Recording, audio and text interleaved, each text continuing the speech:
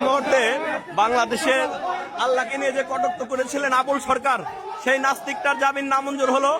আমরা অনেক আইনজীবী তাদের পক্ষে লড়তে পেরে নিজেকে খুবই হ্যাপি মনে করছি।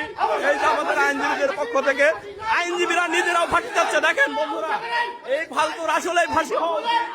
বিজ্ঞ আদালত তার জামিন নামঞ্জুর হওয়া উচিত ছিল। বড় ধরনের ফাউল আবুল সরকার।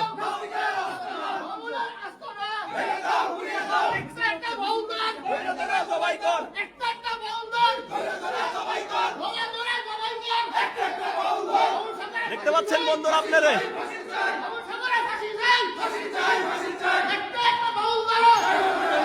বন্ধুরা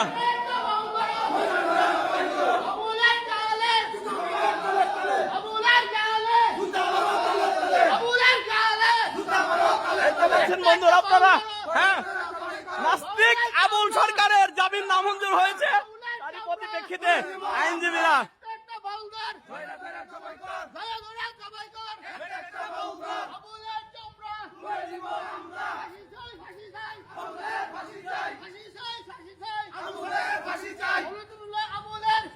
ফাঁসি হোক।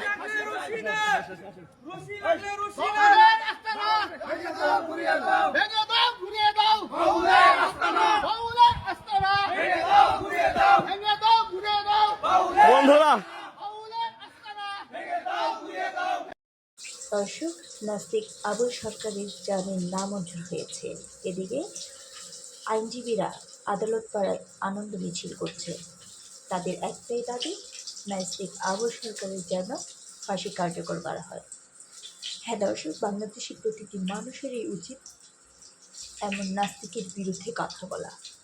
আমরাও চাই নাস্তিক আবুল সরকারের যেন ফাঁসি রায় কার্যকর হয়।